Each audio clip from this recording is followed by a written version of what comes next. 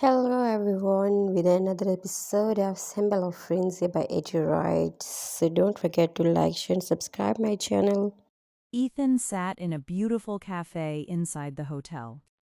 The air smelled of fresh coffee and luxury. He was here to meet the owner of a company he was about to partner with. Then he saw her. Margot walked through the hotel entrance like she owned the place. Her hair curled perfectly, a fitted top and pants hugging her figure, high heels clicking against the marble. A small parasol hung from her arm. She didn't even glance around before heading to a table. Ethan was on his feet before he realized it. He walked straight to her table. Margot looked up. For half a second, surprise flickered in her eyes. Then her smile vanished. "What are you doing here? Are you following me?" she snapped, voice sharp with anger. "I'm not following you, Margot," Ethan said calmly, sitting down across from her without asking.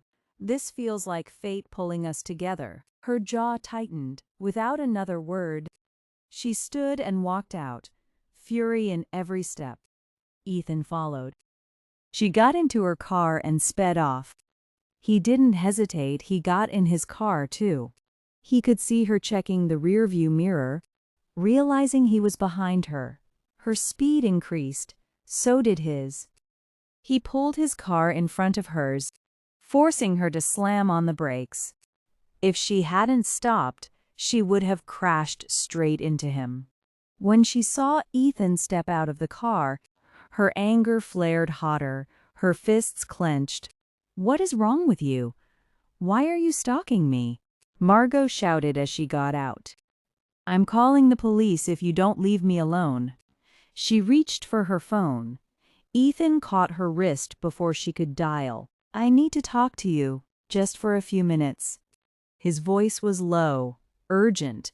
Margot struggled, trying to pull away, but his grip was unbreakable.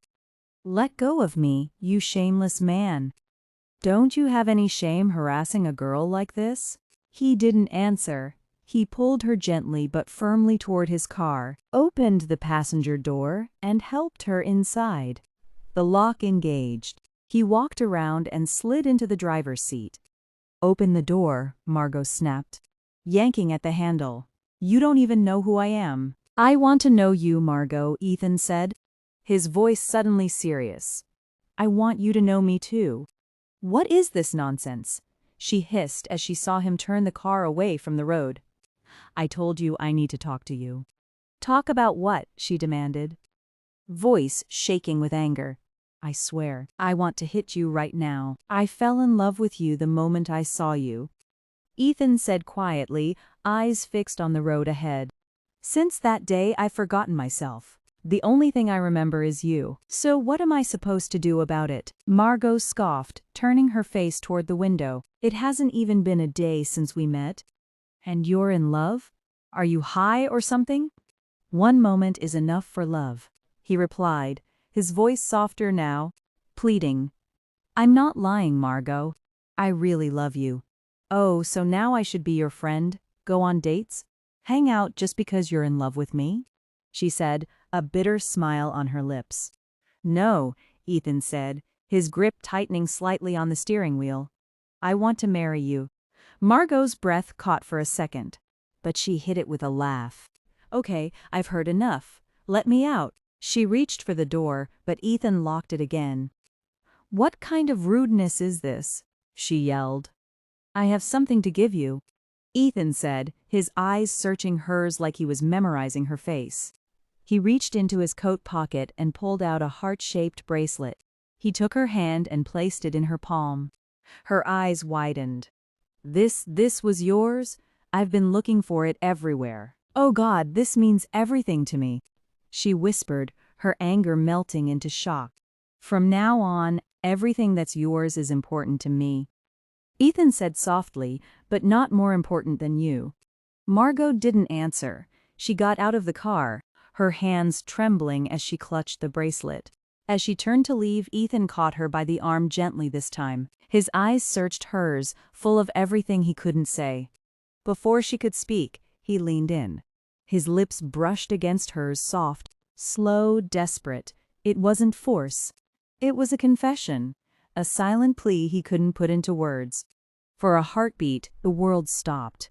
Her anger faded, replaced by shock, confusion, and something warmer she refused to name. He pulled back slowly, his forehead resting against hers. "I don't care if you hate me right now," he whispered. "I just needed you to know." Margot's breath was uneven. She pushed him back. Her cheeks flushed, eyes glistening. "You're insane," she whispered.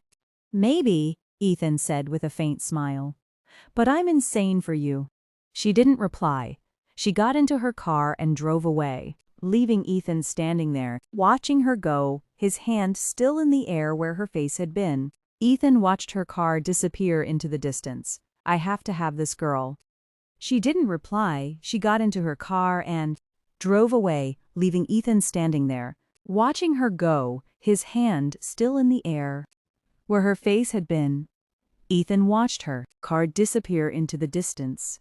"I have to have this girl, no matter what." He turned his car toward his office, determination hardening in his eyes. Don't forget to like, share, and subscribe for another episode.